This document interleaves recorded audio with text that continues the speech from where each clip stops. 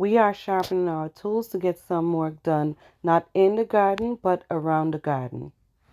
And as you can see right here, hubby has his gloves on and some protective eyewear while he's doing this.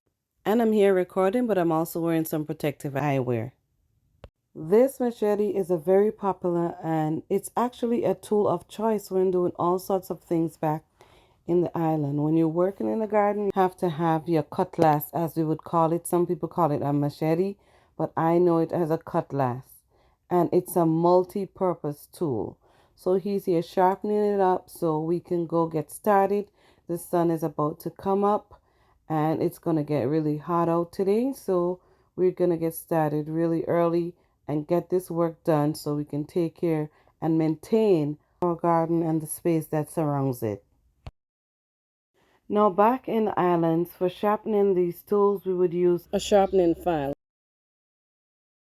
And this is what it looks like. So it's always important to have a hand tool, even if you have access to your electrical or your battery operated. It's always good to have your hand tools that you can use in case of situation where you don't have power, because then you won't be able to charge your batteries or you won't be able to power up your tools.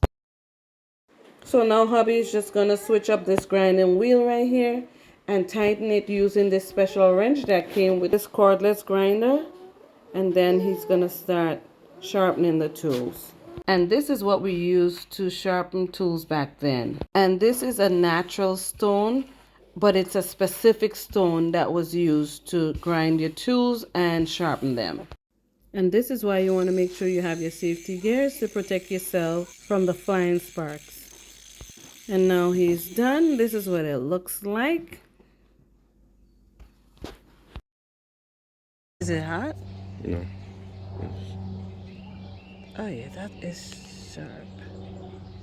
Oh wow. So we are just going to be sharpening all our tools and get ready for the day and the work that we have ahead of us. And here I have my handy dandy machete. It's a smaller version, but I feel comfortable using the smaller one on a regular. I will use the bigger one, but just for quick cuts. And here he's got two of them sharpened, and he's using both of them to clear some bushes that's behind our fence that's, kind of overgrown quite a bit, and he does this every year. Very skilled with his tools, as you can see, and he's got that white cloth on his head because it's hot out, and the cloth is soaked in water to help keep him cool. But he's out here doing his work, chopping up all these bushes to keep it low and just maintain our surrounding areas so that we don't encourage rodents and pests that we don't want to deal with, because we're raising chickens and we're raising turkeys, and we want to make sure that the area stays clear of all comfortable spaces that these rodents and pests will come and make their home in.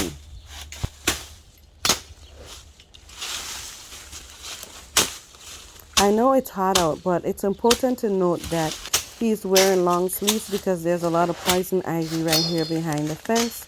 So that's another thing that you have to be certain of, like what's growing in your area and in your environment, that you just got to take safety precautions for.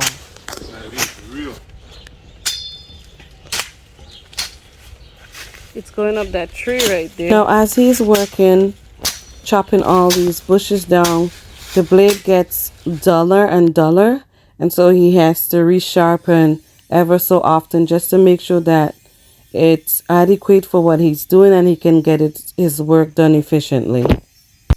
And if you're wondering why the ladder is sitting there, it's because he used the ladder, one on the inside of the fence and one on the outside of the fence.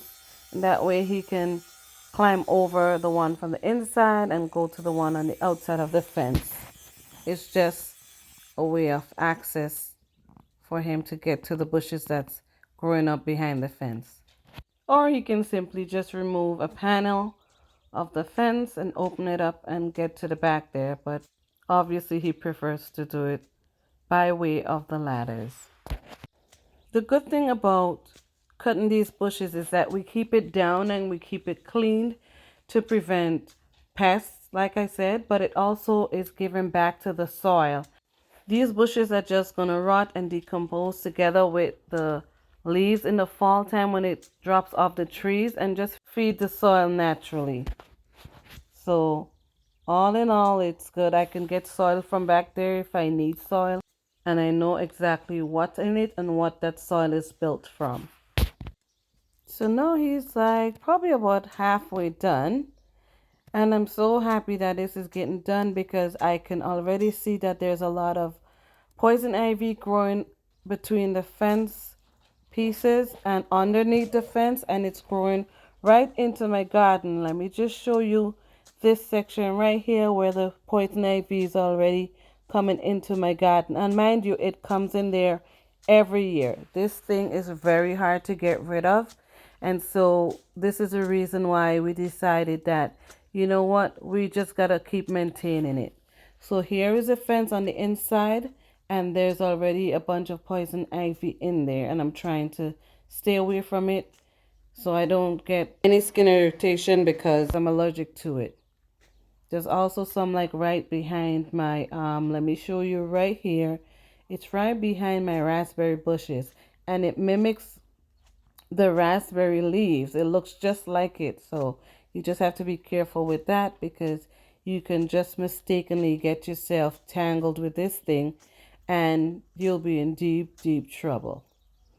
So we're gonna keep going. And as you can see, he's using the two machetes to cut with, and they're very sharp. So just be careful when you're using it. If you're not used to using a machete like this, then I suggest that you find a professional or simply use some other means of getting your bushes chopped, because this can be really, really dangerous for someone, especially that does not know what they're doing and how to handle chopping bushes like this. And as you can see right here, this is my garlic bed. This is a fence right there, and right behind there, look how tall those bushes are growing. So we definitely, and they grow this high every year.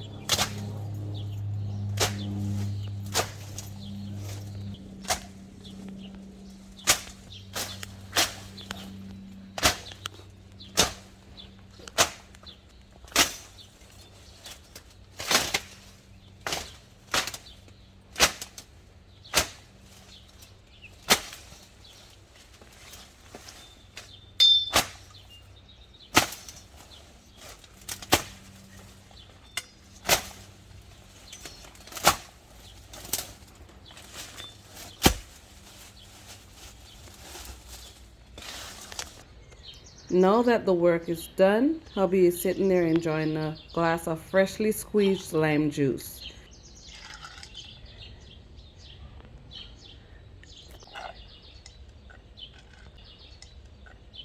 So now the bushes are cut and cleared, and we no longer have this overgrowth to encourage rodents and pests. And now right here, he is just sharpening the machete so he can put them away.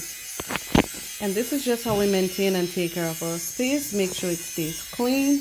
Make sure it's not overgrown so we know what's going on around us in our immediate surrounding areas. I hope you enjoyed this video.